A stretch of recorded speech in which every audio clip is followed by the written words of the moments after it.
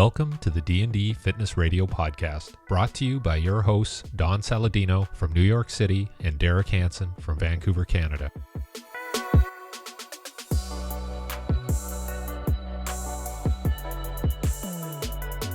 So here we go, man. Another year, right? Wrapping up the... Yeah. Did you guys travel during the holidays at all? We went to Waco, Texas. Oh, that's right. How was that? Great. I'm working with, Joanna and Chip Gaines. They got a production company there, so they got me involved on a little project. So I'm going to be doing a bunch of recordings with them, and just fun stuff. I've been training them for a while, so they've just become incredible people, good friends. Just love everything they're about. Super supportive. So it was fun to get out to Waco because I've never been there, and I didn't really. I think when I got connected with them a few months ago, feels like years already. But I knew they were big at what they did. But until you actually show up to someone's environment and you see what they created and you see what they did to that town, the community, going to see the silos and going to Magnolia and checking that out. I mean, it's just another world, man. It was wild. We stayed at their hotel called the 1929? Or was it 1928? Ooh, I should know this. I think it's the 1928. I think it's in 1928 because the Great Depression was in 29, right? Yep.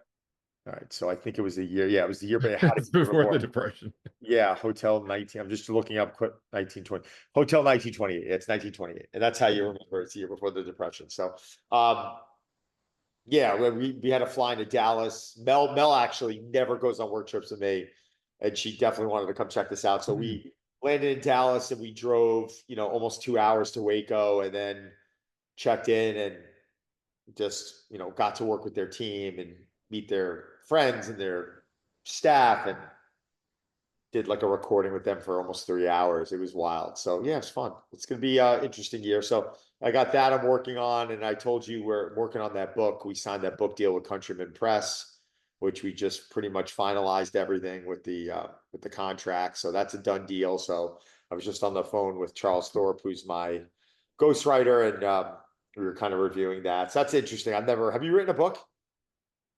Just a training book, like a technical, like plyometric book, but it was interesting. It's interesting. It's definitely talk about a process I'm not comfortable with. I mean, it's great do I think I could do this on my own without, I don't even know where to start, right? It's the good thing about having like a publisher that you work with is they kind of they put you on deadlines and you have to get things done, right? So if it was left up to me, I would have just procrastinated a lot. But yeah, they do. Yeah. It is good in that sense. Yeah, no, they've been great so far. So yeah, I mean, we've got this book will probably be out in about a year. It's still early stages, but it's a good exercise. It is. It's something that I've never done.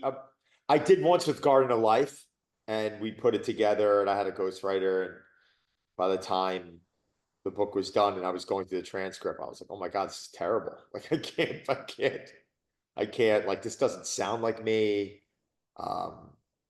Really kind of struggled, and I just said, we can't use this. And they're like, what do you want us to do? I'm like, I don't know, use it as blog posts. We just didn't even use it, which might have been, looking back on it now, might have been dumb. It might have been better to just, put some time into really kind of recreating the tone, but it was just shit. I mean, I was actually surprised that they were like, okay, they hired this ghostwriter. We went through writing this book.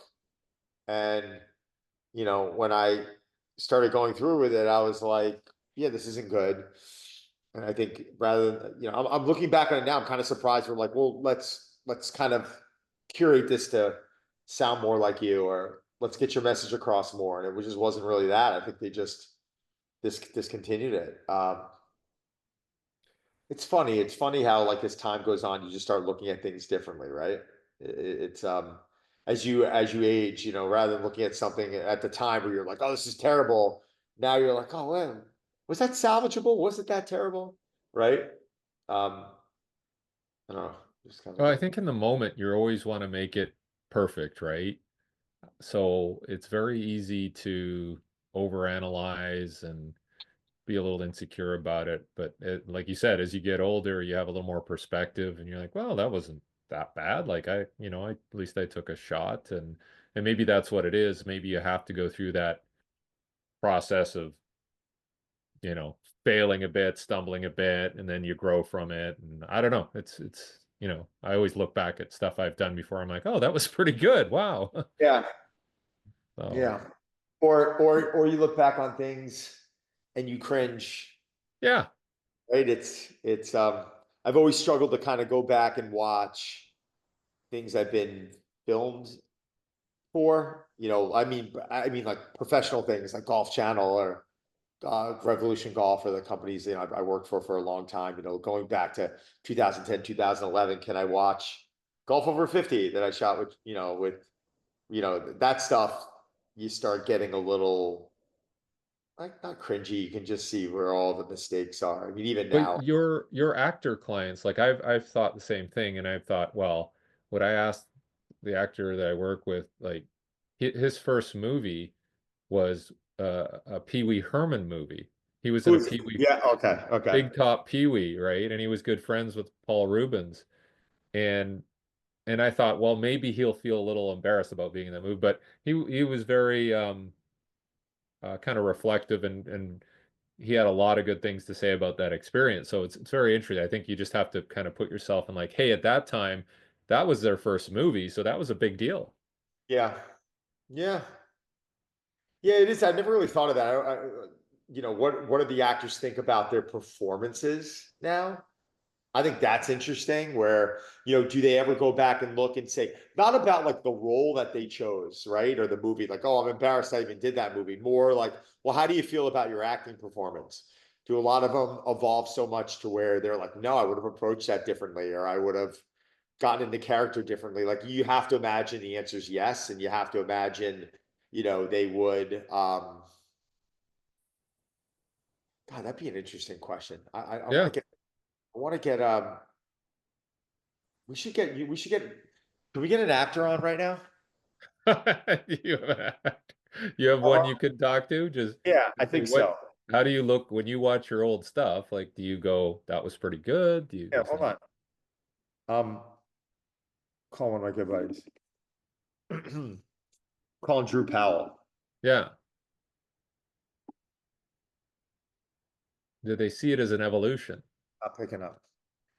He's not picking up. Yeah, Yeah. he doesn't have. If he calls back, which he probably will, he's normally very good. He's probably in the middle of something. But if he calls back, we have to get ready to send him a link. Because Uh, here's an example. Like, if I look back at some of the training programs I wrote 20 years ago, they seem kind of old school, but in the same time, I look at them as like, wow, I wish I could still do that because it was very, kind of classical strength and conditioning and running stuff where maybe I'm not doing enough of that anymore. Do you know what I'm saying? Like maybe I'm got away from that and that was pretty good. So I'll look at it kind of that way too. yeah, when I look back on my training, 20 years ago, it's like program design. I think it was all good stuff. Yep. It's a bit linear, right? Like it's a Yep. bit literally, it's a bit linear. Like everything's, very, in one direction. So I think a little less dynamic, but I also think about, do you have to be doing plyometrics if you're out there playing soccer or playing basketball, a couple days a week? Like, do you have obviously, and it's always different, right? Because I'll measure heart rate on the ice, and everyone's like, "Oh, hockey's your cardio," and I'm like, "Oh my God, I'm not working anywhere near as hard in hockey as I am if I'm on, the track or doing treadmills." Because when everything's timed and it's like a stop go and it's very regimented, that's where I feel like you could challenge yourself a bit more. When you're on the ice, you're going as the play goes, and it doesn't always have to be a sprint. And depending on who I'm on the ice with, more like, do I feel like I have to work harder or less? Or, when I'm playing with much better players, I feel like the puck is just where you need to be. When you're playing with worse players, you got to kind of create plays and you're flying all over the ice. it's interesting sometimes when I still am into a lot of sport, but I think the thing with programming now that, a lot of people still don't get is like, how much do we really need? Right? Like how much think about it, right? Like, well, for, body parts, you need X amount of sets in this range and that range. And you're just kind of like, well, there's probably some truth to that, right? You get a science-based coach who's really done their homework and, has those medical initials before their name. And, they're, if you're training with that level of intensity, yes, the volume can drop. But what about the other people who just have a lot of additional activity that are emulating sport throughout the week and who are like doing other things that are very taxing on their body? Does the volume, actually, this is the first year that this is like hockey season for us right now. We play a lot in the winter. And I actually got on a powerlifting program by this guy, Sebastian Oreb. He's the Australian strength coach who is friends with my buddy Marcus, Marcus is a world-class powerlifter. And the simplicity of his programs, like today it was 3 movements. Like, holy shit, like talk about simple, right? Like I got to get in, I do my own warm up, I do all my own stuff to get my body feeling right. And today was literally squat, extensions, leg curls, like pretty basic, right? Tomorrow, powerlifting, bench press, pauses on dumbbells, some pulling, to complement all the pushing, done, right? Thursday is going to be deadlift day and leg day again, right? Friday's going to be, upper body again, right? Like really basic, but the volume is cut down so much that I'm paying attention to one thing and one thing only right now for the first time in my training. It's getting stronger. Like I'm not really concerned with body composition right now. My goal is like, am I getting stronger? Am I getting stronger? How does my body feel? Am I getting stronger? Because to get stronger in season, you're not supposed to do this, right? Technically, but I'm not a professional athlete. I'm not getting paid to do this. I play hockey all year long. I just play more now. So like, what am I going to turn around and I'm in season and suddenly go on a maintenance plan? Like bullshit. Like I cut back on the volume and I'm trying to get certain lifts stronger and it's working. And it's been working for the last, we started, really ramping things up end of October. So numbers every week going up, going up, going up. Body feels good. So like, who am I to say, I'm doing anything wrong? But, if it was me writing my own program, sometimes, you recognize as a coach all the things you need. And if you're not laying things out in blocks of training, and it could become a big clusterfuck of just too much of a good thing. Even the sprinting, like I'm still running a little bit right now, and I'm not doing a lot of cardio because of hockey, but I'm throwing in like one steady state run because I want to maintain those qualities, and then at the end of my run, I'm throwing in like 5 really intense sprint intervals, right? Which, to be honest, I kind of like doing this a lot more towards the end of a steady state day because I'm really warmed up. My heart rate's already pretty elevated to where if I'm sprinting, I have to do so many sprints if I'm doing this, to help improve, you know, anaerobic capacity, right? If I'm trying to improve that, I'm going to have to get my heart rate into a specific zone, and to do that out of a gate, like it takes me a lot of time. So I actually have found that doing my steady state cardio, and then at the end throwing in some blips of, and I know this is not science, this is not scientific, but like throwing in some spurts of intervals has allowed me to kind of maintain some of these qualities in that sense while I'm still out playing, right? Now, as spring and summer rolls around and I can get to the track and hockey gets cut back, that my training is going to change, and I might start implementing in more sprint work, more, reactive, more plyometric, base training, because I'm going to be outside. So right now I'm like, just get strong, get strong, get strong. And as we transition to spring, summer, as weather gets better, I could start focusing on that. I think a major problem with most programming is, people, especially coaches, writing for clients is easy. writing for yourself sometimes as a coach can become a challenge, because in your head, you're like, I found sometimes I could overthink things rather than just keeping it so basic and saying, oh, just work on this is going to check a lot of boxes. Does that make sense? Yeah, no, I think so. I think, and I don't know if you feel this way, but because I'm because I'm older, the rules have changed for me too. Like you said, I will do a longer steady state, then I'll do sprints after, where I wouldn't program that because I know that the run would take away from the sprints. But now that I'm older, I would do that because, like you said, you're warmed up, which is a huge part of it. Like it takes a lot longer for me to warm up so that my body's warm, everything is activated, I think the it's safer. circulation.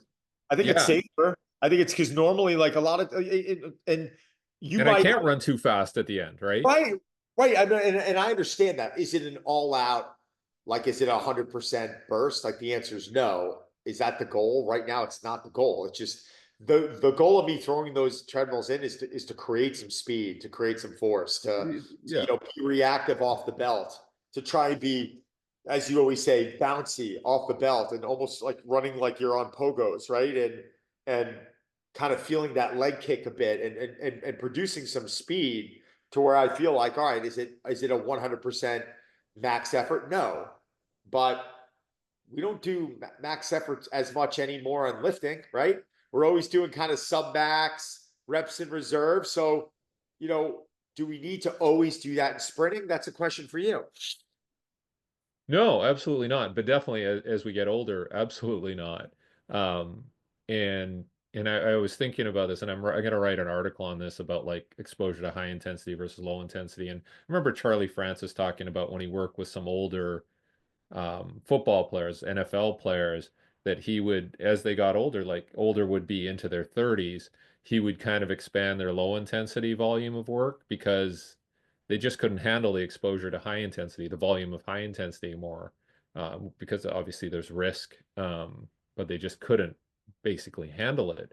So when he opened up more low intensity tempo runs and those types of things, and even gym work and med ball work that was, work capacity, they were able to hold their level of performance because it was almost like again, like a young person, you're developing a base.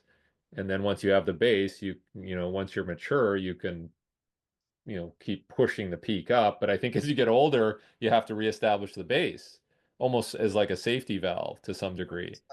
100%. I mean, So I'm thinking about that constantly. But the other thing that was interesting is now that I'm programming, for younger people, like say, let's say 17 to 22-year-olds, like the college, I'm almost too cautious because I think about my own training, where I think I could be a little more aggressive with their training because they're yeah. more resilient. You know what I'm saying? So I'm a little gun shy in that respect.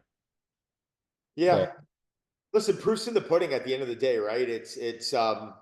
We don't really know how I mean, you want to come in with as much education as possible when building a program, right? Like that's why you go to experienced coaches, is because technically what we're saying is, well, in my experience, based off of your lifestyle, based off of your training age, based off of the stresses in your life, this is what I feel you should be doing. That's technically what a coach is doing, but you know, I can't tell you how many times people ask me these questions and they're like, well, I want to add this in. Is it too much?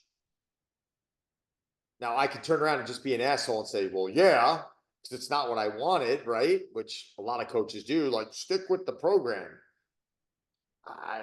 Do you really know? Do we really know what's going to happen? Like Derek, you write a program for an athlete, two athletes, both of them are seniors in high school. Both of them are the same age, height, and weight.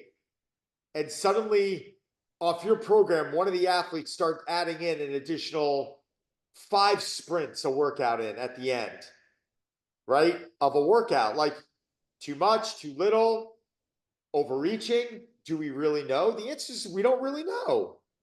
We don't really know. Like, what if that athlete starts doing that and like out of nowhere, their athletic performance just goes beyond the other athlete they were working with? Well, I don't even know if I could blame it's because of those sprints.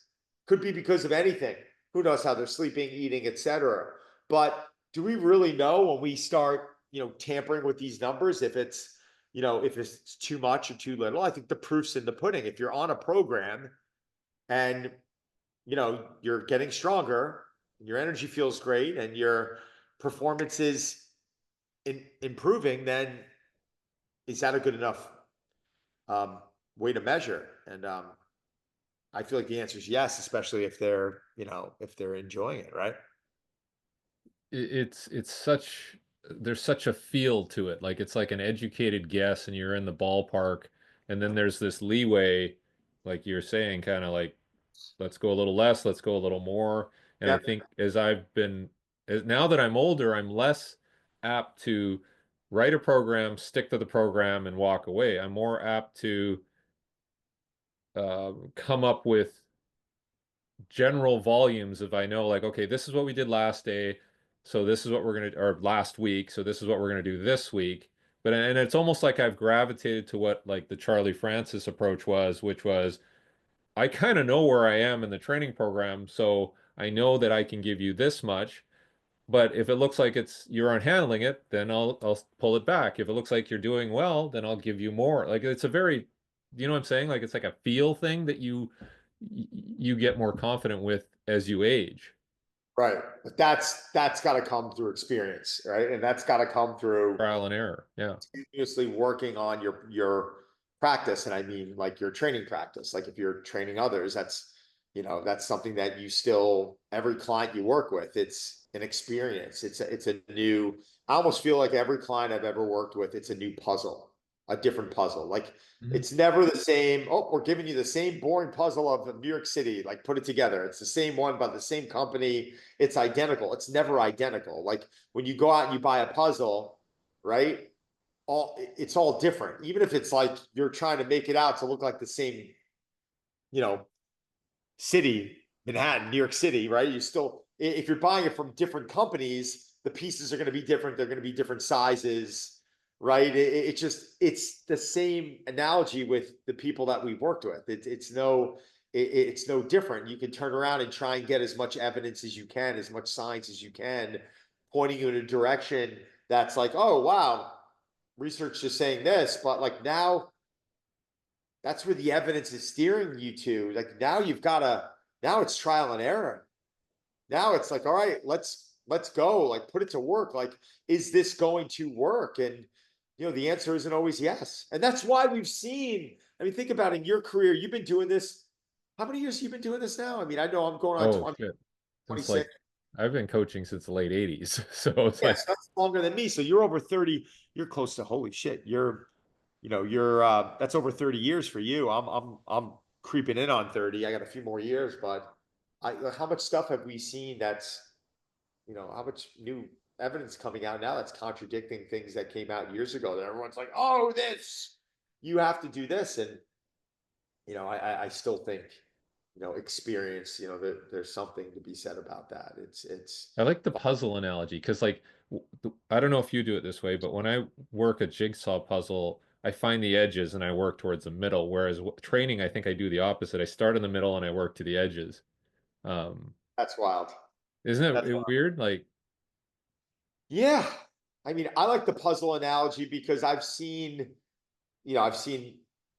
whatever, how many puzzles in my life. But it's even if you're getting the same puzzle of the same building or the same city or state or whatever it is, or a map puzzle, whatever it is, like they're always like, oh, we're still building the same thing, but the pieces are all different sizes, or they're, or this piece overlaps the Empire State Building just a little bit, and on that puzzle it didn't. That's it's at the end of the day, like it's very common for people to have the same goals, right? I think so. I think most people out there have the same goals. Like if you turn to everyone, if you turn to 90% of the planet and you're like, hey, 2025, the goal is to look better naked, have higher levels of energy, be strong, be mobile, be resilient. Are most people going to take that package? I think most people are going to be like, give that to me. That's what I want. So I understand the outcome of a lot of people are the same. It's just, there's a reason why people are so confused about all this, right? It's a reason why everyone's shaking their head like, what do I do with diet? What do I do with training? Well, is it RPE? Is it RIR? Is it reps in reserve? Oh, RPE shit. Our reps and reserve is shit. Like everyone now has to just bash, the living shit out of these different things, these different areas that are supposed to give people at least a little bit of, guidance. All right, fine. You know what? If I told you I want 2 reps in reserve, but you really did a set and it was truly 3 reps in reserve, it fucking matter. Like, is it really going to matter? Like, you're creating tension, you're practicing good repetition. Is it really going to matter? No fucking way, right? Like, there's no way. It's a buddy of mine today was, starting a new powerlifting plan. One of the strongest human beings I know, and his coach gave him an RPE, and he goes, "I'm not used to RPE. What is? I don't really get it. Like, I don't understand RPE." And I'm like, "Well, what are you doing today for your first few sets?" He's like, "Yeah, I'm holding 5 sets of 5 with pauses. I'm just throwing 500 on the bar." He's squatting 500 with, pauses. And he's like, "I thinks that's an RPE of 7. That's 7 out of 10. Well, 7 out of 10, 70%. Well, 70% of 10 would be 7, right? That's 3 reps in reserve, right? Like, are you following what I'm saying? It's Yeah. well, no, it's not that. It can get confusing for people who don't really understand. Go in there, commit to a program, right? Like, these are the things people should really think about. Commit to a program, commit to something. Don't just sit here pulling shit off of YouTube, and just because, you know what, you never really get to practice, never really get to learn, you never get to develop. Listen, when I was a young kid and I was really getting into training, I would go to the magazines and, I'm going to do this chest workout today, I'm going to do that. And you're going in and you're just chasing kind of a feeling, right? You're chasing a pump. But like, are you ever able to really learn, to really commit to something for whatever the block of training is, 1, 2, 3, 5 months, whatever it is? Commit to something, get those big lifts. I still believe in getting stronger, like getting those big lifts stronger. There's really no downside to that, as long as you're training, you're moving the way that's acceptable, right? Obviously never load dysfunction. Start doing these things, and and I'm not talking about the sleep and eating and all that shit, but like, going and being consistent with a training program and focusing on getting stronger. Pretty basic stuff. Now, for me, strength is like, Derek, strength means I can touch my toes. Strength means I can stand on one leg. Strength means I can move and I can do these things in different positions. That's what strength means. Like, strength to me doesn't just mean about how much weight can I pick up the floor, how much weight can I press. It also means, what are these other things I can do? Getting on a hockey rink tomorrow, playing, that's being strong. Running hard, sprinting, that's strong. Like, strength to me encompasses so many different things, right? But I think we really start neglecting the basics, and we start looking for this magic potion out there, where I'm like, get the basics, keep going back to the basics. That's one thing about your programming that hasn't changed. Like, there's something on your programming right now that's been there 30, 40 years ago. Run, jump, throw, carry, pick up heavy shit. Like, these are like really basic things that you haven't neglected throughout the years. Yeah, and I think the thing for me now is that everything that I program goes back to health as an outcome Right. too. So if I'm programming something that potentially is risky or could create an injury or problems, I don't think um, that's appropriate, right? And I'm not just thinking about myself. I'm thinking about other people, and I'm thinking about the potential for injury, the trauma it creates, the psychological confidence, disruptions and all that. So I'm really thinking about health. And does a heavy deadlift or a heavy back squat or even Olympic lifts can be risky, right? So and then what is the payoff of taking that risk? And so I'm really always I'm doing a lot of risk management now with a lot of the programs I do as well. And taking longer in my progressions is probably safer than trying to be too aggressive in ramping things up and developing a work capacity base. And I think that's the only thing that I see now with a lot of programming is that the windows are narrower, so everybody's trying to get more density into a shorter period of time, and so the progressions aren't there, and the risk goes up. Right. Whether it's developing basic aerobic qualities, basic strength endurance qualities, um, consistency of movement patterns, which have Right. to be done through repetition too, right? So I think those are the things I'm thinking about a lot of the time is I want to take more time and I want people to be more patient with their training. Um, you know, so I don't know. It's very interesting, like how at age 55, I will go back and look at some of the things I did 20, 30 years ago and go, okay, there was a reason for that. There was a reason why we took longer to develop that quality. And um, it wasn't because it was novel, it was because it was like appropriate. And now I think people will go to like, no, I want to get better at this specific quality, so I'm going to keep doing this and I want to do it more and I want to do it faster um, and maybe technology's making that worse. Maybe it's making us more or less patient. There's more of an instant gratification that comes with technology and seeing the feedback immediately. I don't know. I'm just throwing stuff at you as I. Yeah, yeah. I mean, it's some great points, right? I mean, I think the technology sometimes can make people a bit soft. I think it's valuable if it's in the right hands, right? But I mean, the second someone's HRV's dipping and they're like, oh, they start panicking, and um, I don't know. I think a lot of people had some pretty incredible progress, without a lot of the tech. I love tech. I use Aura like crazy. Like I love it. I also understand that like I use it more for specific areas, right? I'm using it to look at trends, and I'm using it to try and assess, you know, behavioral change when it comes down to habits, you know, um, Do you, before when you going do to your bed. runs, are you, I'm not gonna say obsessing, are you really monitoring like heart rate and you trying to Yeah, keep it? Yeah. yeah, yeah. So like when I'm getting into a steady state run, I've been using my zone a lot, which I happen to like because I can just throw my phone up and on my treadmill, and I can just I run on a curved. Okay. One of the reasons why I actually really enjoy it. Or I'll use my MyZone will be on my Apple Watch if I'm running outside, and Yep. it's not right in front of me, right? That's sometimes sometimes listen, if you're doing like a hill sprint and trying to nail it, like I'm not sitting there running with my no, it's like you're going, but sometimes having the monitor in front of you on the treadmill really can establish that discipline, and it can force me to have to maybe slow down, or even it's like, come on, man, you got to speed up, speed up, speed up type of thing. Um, so I think that keeps me honest sometimes. That, again, just my opinion, the things that I like to use.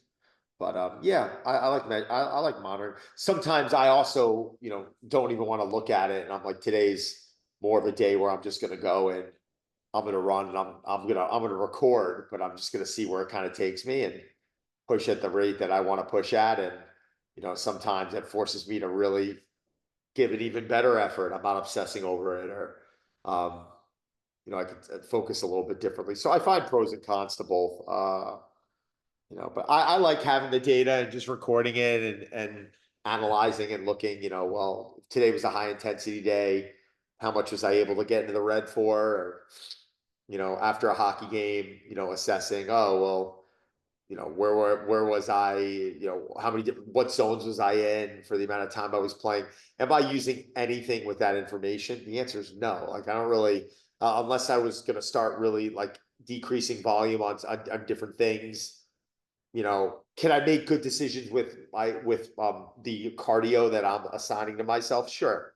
Like if I'm in the red, or I saw I got into the red, am I going to come back and blast it with another day like that? Well, the answer's most of the time depends on how I feel. But if I'm feeling like crap and my numbers are in the tank, then that to me is evidence like, let's not do this. But there have been times where my numbers have been down and I felt phenomenal. And I'm just like, fuck it, I'm just going for it, right?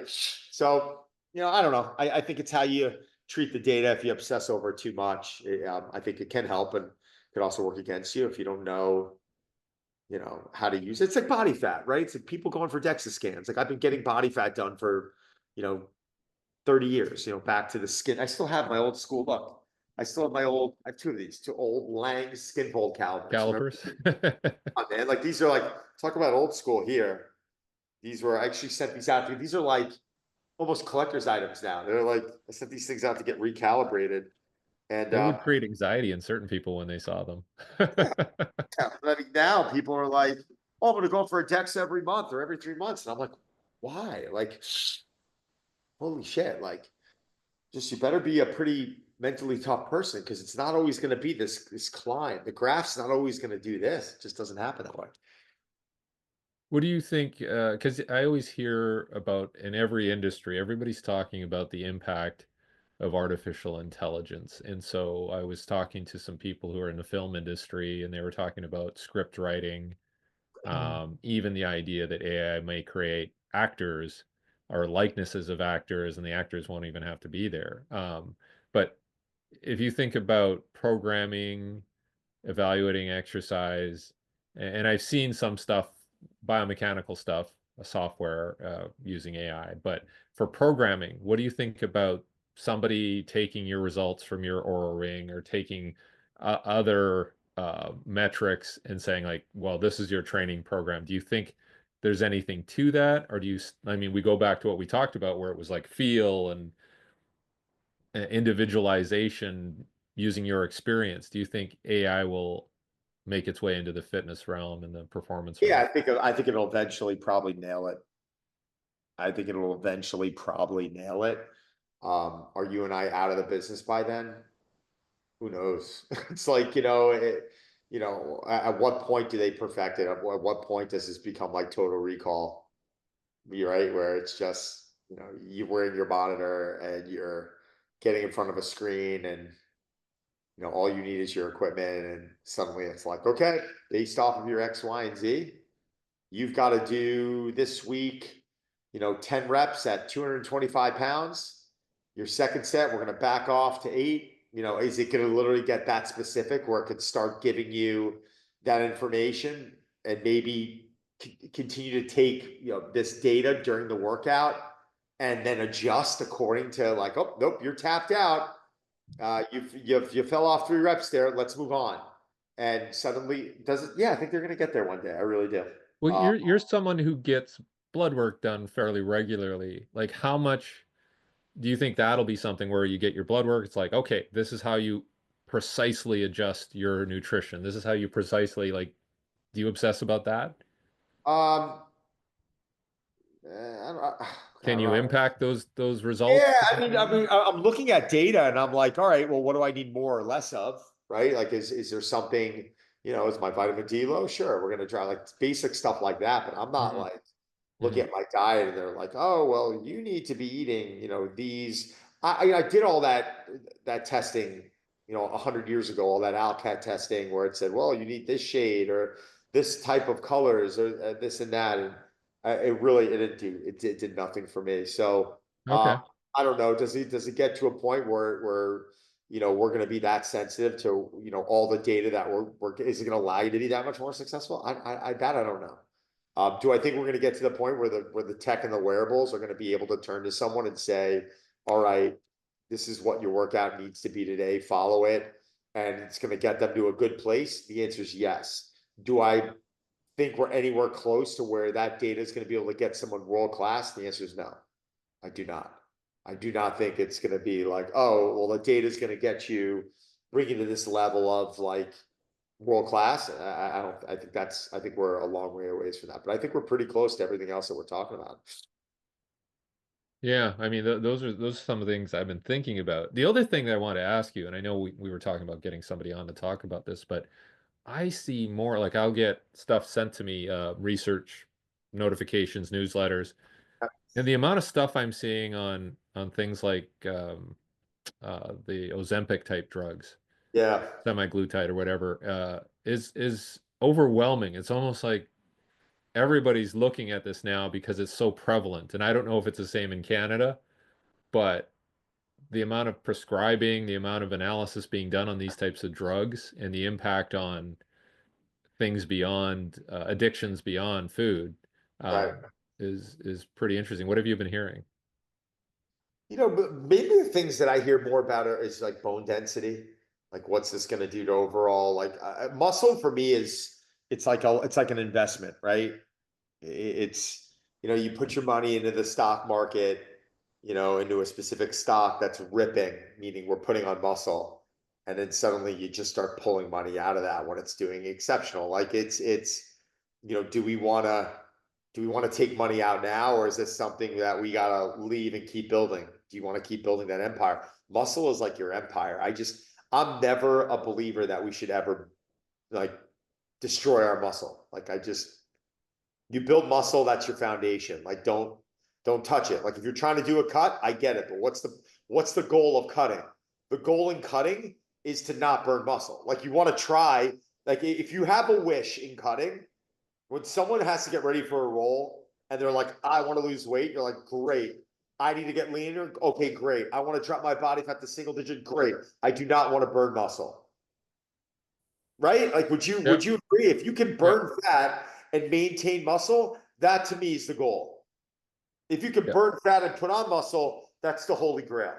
Is that impossible to do? The answer is no. It's not impossible to do. We've seen it done. It's very difficult to do. But I think burning muscle is something that I don't know why anyone would ever want to do that. Right? It's like taking up that savings that you've had and just lighting that money on fire. Like, why do we want to get rid of that? Why do we just want to burn money that you've saved? It doesn't make any sense to me. So the thing that, scares me with a lot of those, what are they? They're considered more like GLPs. Yeah. Yeah, more of these GLPs are, are we ruining our 401k plan? Yeah. What are we doing to muscle density, bone density? Sorry.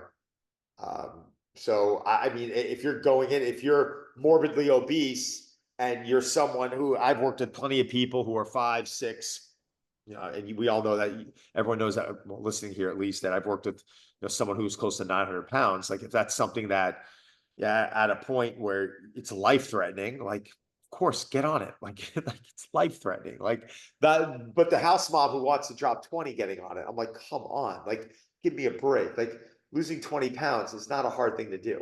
It's not. Like, you just don't want to do it. You just don't want to fully commit to the things that are going to get you to a good place. And you're approaching it the wrong way, where, you think you have to get rid of everything forever. You don't. We just have to tighten things up a little bit in the beginning. So yeah, if someone has to get on it, measure, like, just track, like, keep an eye on things.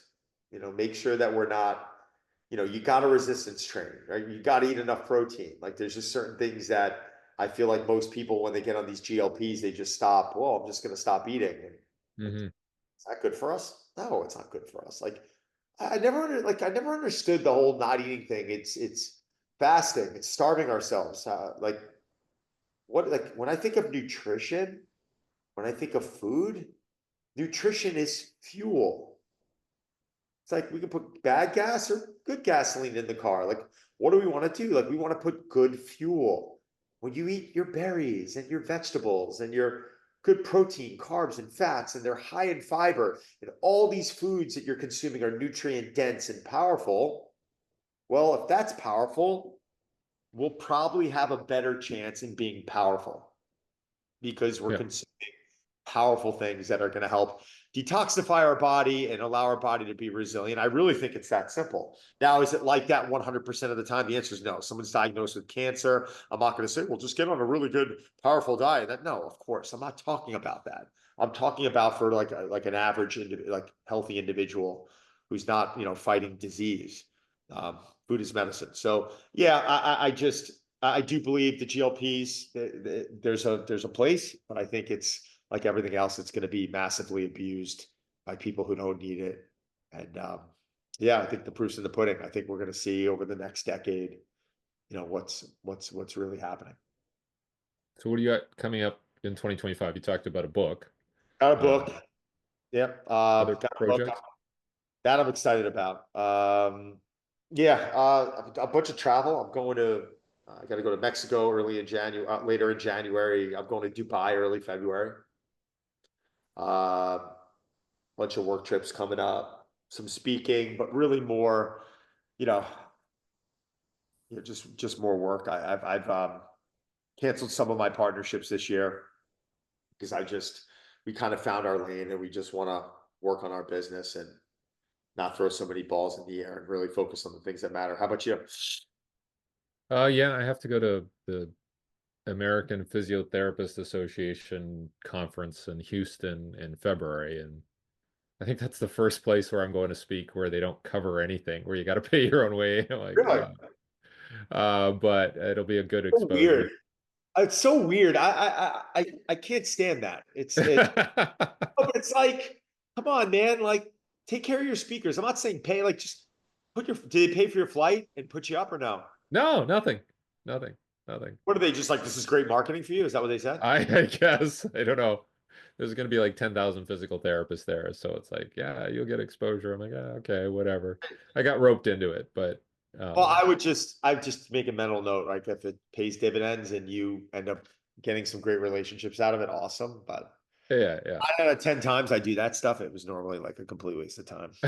Thanks. Yours will be good because it's you. Yours will be good because it's you. But like Yeah. I stop, like I like, will I speak for free? Sure.